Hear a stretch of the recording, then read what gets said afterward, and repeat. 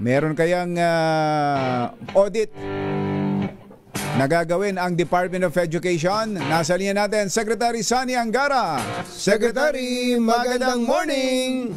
Magandang umaga, Ka Jerry, sa lahat ng nakikinig sa DZRH. Apo.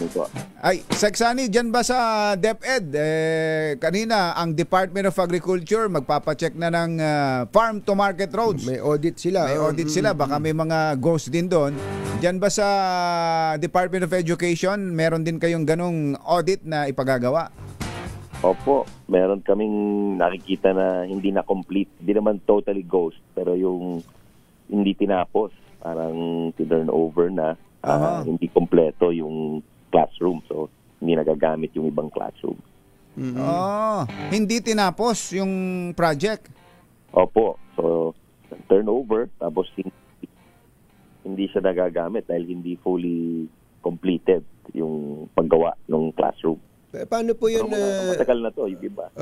Pero, ang nasabi sa akin, ang na-report sa akin, yung lagpas 1,000 yung mga classroom. Ay, grabe. Jesus Mario. Lagpas 1,000 classroom ang itinurn over nang hindi tapos?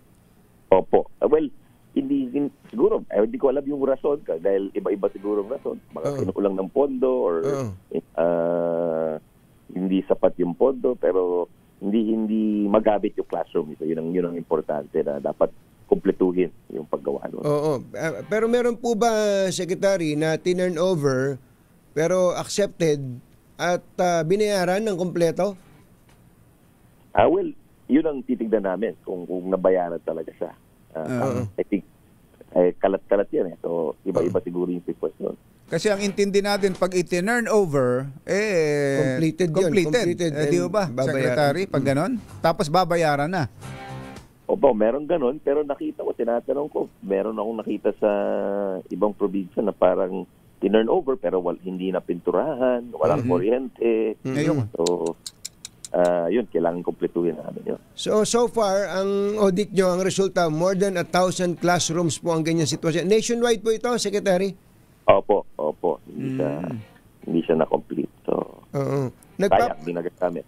Opo. Sa kasalukuyan po ba, sino po ba ang nagko-construct ng classrooms para po sa DepEd, Secretary? Yung DPWH din ho. Siya nagpapabid. So, sila rin pala.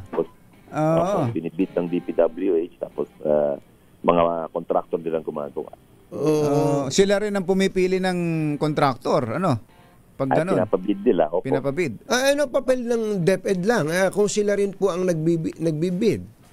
Yung pondo kasi nasa budget ng DepEd, pero meron nilalagay for the last few years, merong mga tinatawag na special provisions sa budget na tanging si DPWH lang ang magawa ng classrooms. Na yun ang pinapaiba sana namin sa Kongreso for 2026 na sana bigyan ng flexibility ba yung budget namin na pwedeng ibigay rin sa local government units para mas maraming classroom ang magagawa. Ayun. So, ulitin natin yun ha. Para sa inyo, hindi lang DPWH dapat ang gumawa, kundi pati na ang LGU.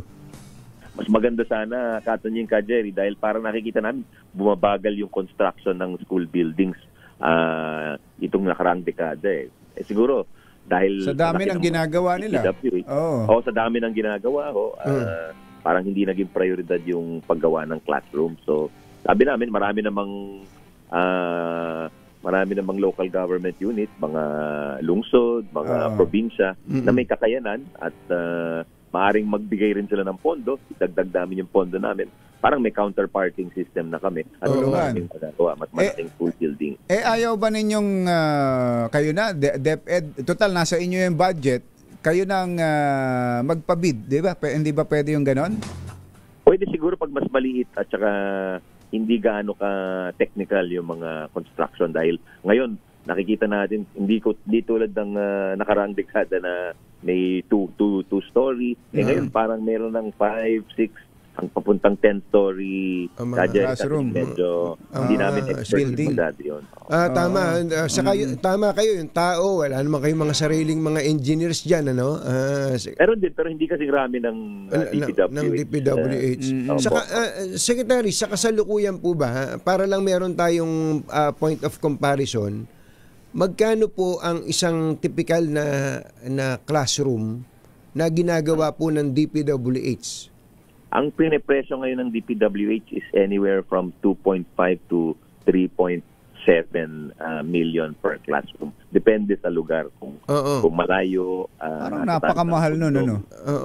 Medyo maybe kamahalan ng konti kung yun ang pag-aaral ng Senado kumpara sa mga iilang mga civil society o yung mga nagdo-donate po ng classroom. Dahil minsan doon, libre yung labor o libre yung materials. So nakakatipid ho. So yun din ang isang nakikita namin na posible na yung pondo ng DepEd pwede rin ibigay sa bukod sa local government units sa private, sa mga asosasyon o organisasyon na nakapaggawa na ng classroom. Opo. So, Mura. Mura. Yung pong ginagawang classroom, ano pong disenyo nun? Meron na po sigurong CR yun. Meron na bang laboratory? Parang ang mahal 2 million ang isang classroom? CR lang po yun. CR lang. So basic po, ano? Basic po. Napakamahal nun, ano? Lalo na karaniwan naman ng classroom, di ba magkakarugtong yan? So libre na yung pader nung susunod, yung dugtong yan eh. By 9 lang ho ang sukat, no? Kaya nga.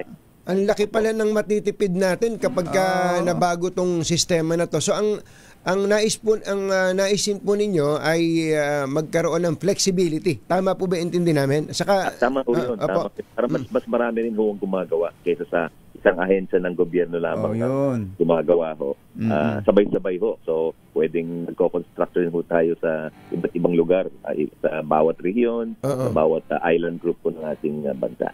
Sa ngayon po ay ang nakikita ko rito, nababasa ko, nasa 165,000 ang classroom backlog po natin. Secretary, tama ba itong numero na to? Tama ho yun, Kajeri. Tama ho yun. 165,000. So, sa taon po na to, backlog. gaano kadami ang inaasahang maitatayo? Well, ang naka-budget sa taong to parang nasa 4,000 plus. Naku po.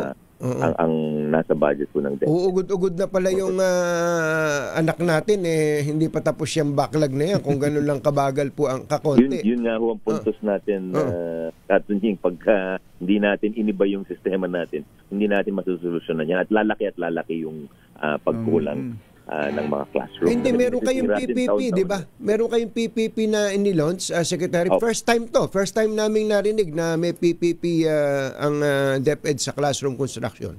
Nagkaroon na ng 2 PPP nung panahon ni Brother Armin. Nakagawa sila ng 13 or 14,000. So, yung sa amin, mas parang gusto namin mahigit 100,000, 105,000 sana. Proposal natin. Sa laki ng backlog natin. So ulitin lang natin, Secretary. So far, wala kayong nakitang ghost school building. Ang nakita nyo lang ay mga substandard o incomplete na itinurn over ng mga school buildings.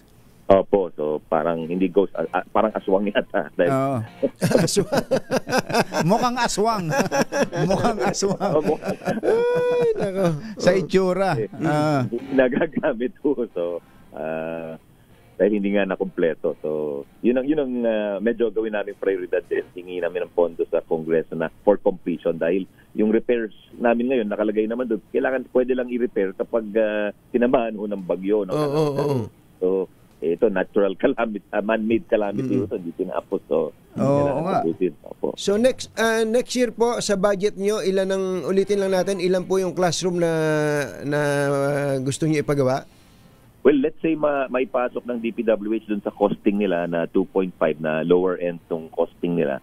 Siguro makagawa kami ng 4,800. 4,800. Katunying, Kajeri. Tingin namin pag dahil ang proposal naman, ang maganda dito sa nangyayari ngayon, ang proposal ng Kamara at saka ng Senado, ilipat yung ibang pondo mula sa flood control, ilipat na lang sa edukasyon. So, ibigyan ng pondo, dadagdagan yung pondo para sa classrooms, para sa mga computer. Ayun. talagang maraming matutuwa kung mangyari ko yan. Eto, may mga pinadala raw na pictures ang DPWH. Merong school buildings na isang floor lang, may 2 floor.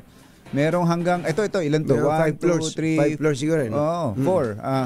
Kaya, So ganito na talaga ang mas kailangan multi-level school buildings na secretary para sa space. Tajeri, yung ibang lugar, wala na akong tinatawag na buildable space, wala nang law.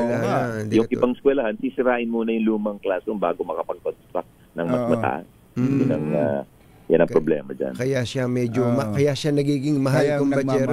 Nagmamahal. Pero yung naalala ko po, Secretary, nung senador pa kayo, lagi ikinukwento to ni FMD, ni former Senate President Franklin Drilon. Yung mura partner niya yung Federation. Mura lang yun. Federation of Filipino-Chinese Chambers of Commerce. Parang libo-libo na rin ang nagawa nila through yung pondo ni Senator Frank nung araw. At yun ang gusto namin isama rin sa proposal dahil sila ay construction business yung tao dyan. So, at saka meron silang chapter sa iba't ibang parte ng bansa. So, meron silang mga network na nakakamura din sila. So yun, kung pwede, kung papayagan ng budget, dahil batas din po yung budget, pwede niyang i-authorize yung pagbaba ng pondo sa local government unit, pero pati na rin sa mga established na may kapasidad gumawa ng classroom tulad ng federation. Noon yata, Secretary, yung kinukwento ni FMD parang 500 parang mga 500,000 lang, mga 500 to 700,000 lang eh. Kasi nga one floor lang. Tapos single detached. Tapos dugtong-dugtong, kaya ganon. At saka hindi na binilang yung materials dahil dinonate din. Ganun po ba?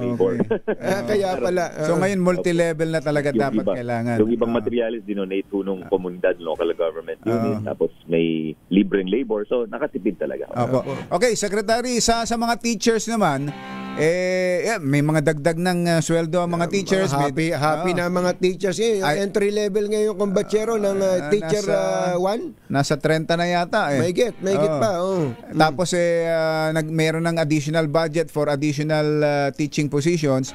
Tapos ang Department of Agriculture, isinama na ho ang mga public school teachers sa 20 pesos na bigas, Secretary. Ang problema lang yung logistics. Secretary. At ano po yung problema? Yung logistics, yung paano ma-deliver o paano madadala sa mga teacher. Ako naman tumulong ang DepEd dyan sa DA. Papasalamat kami kay Presidente at kay Sec Kiko. Napakagandang programa itong 20 peso rice na talagang matutuwa talaga yung mga pamilya ng ating teachers. Kan po, baka pwede ka ako, ang gawin na lang sa bawat eskwelahan na lang ibagsak no? Pwede po yun. Lalaki naman ng mga elementary kulang daw sila sa truck. Baka ang DepEd maraming truck. Napangakot. Maraming tao pero kulang sa truck. Bahala lang mag-aakot niya si Yusek Try. Si Yusek Try na bahala dyan. Maraming kargador. Dagdag ko lang ka, Jerry Catoño. Meron din hong hiring ang sige. Dahil utos ng Pangulo na huwag pahirapan yung mga teachers, yung mga admin officer at saka project officer tumutulong sa pag-ayos ng mga gamit, pag-file ng mga papeles, pag-ayos ng pag-repair ng mga kagamitan. Magkano ang sweldo niyan? Parang 15 to 20,000. Hindi mataas dahil entry level pero mataas naman yun. Parang minimum. Admin naman. Mas mataas ng konti Mas mataas ng konti sa minimum. Yun. Ang malaking bagay. Paano po yan? Ano ang gagawin? Baka may mga interesado sa atin, mga nakikinig. Ay, yung nagpa-file ng papeles ng eskwelahan, yung mga profile ng mga teachers, yung mga pinafile na report. Kayang-kaya na yun. Dali lang yun. Clerical. Hindi naman kailangan ng PhD o master's. Secretary, may nagrereklamo pa lang kaibigan ko na dati siyang nagtuturo sa private school. Nalipat siya, nag-apply sa DepEd bilang elementary teacher. Sabi niya, ba't ba ganyan si Secretary Sani Angara? 6 na oras na ako pumapasok. Ba't daw, yung mga teacher pala ngayon, mga 6-7 oras na lang pumapasok. Hindi katulad sila dati. daw kasi inaabot ng mga 10 oras, Dati minsan maghapon. 11 hours pa, wala naman dagdag na sweldo. Yan ang gusto ho ng ating Pangulo na may oras na ating mga teacher para mag-enjoy ng kanilang buhay dahil feeling niya dapat mas enjoy nung teacher yung trabaho niya para makapokus siya dun sa pagtuturo. Yan ang gusto ni Pangulong Bongbong. So, tama po ba yun? 7 hours na lang ang 6 or 7 hours? Ang Ang teaching. teaching ho, 6 hours ho talaga. 6 hours? 6 hours. 6 hours. So, pagka lumampas ho doon, medyo kailangan ng may overtime. Kaya kailangan ring hindi na masyadong kawawa yung teacher kapag lumampas doon. Yun ang nakikita namin, nawawala na yung boses niya. Kaya pala, mga teacher ngayon, nakikita ko nagiging aliwalas na mga mukha. Oo, masasaya mga teacher. Nagti-TikTok na nga. Makuha ng matandang dalaga. Oo nga.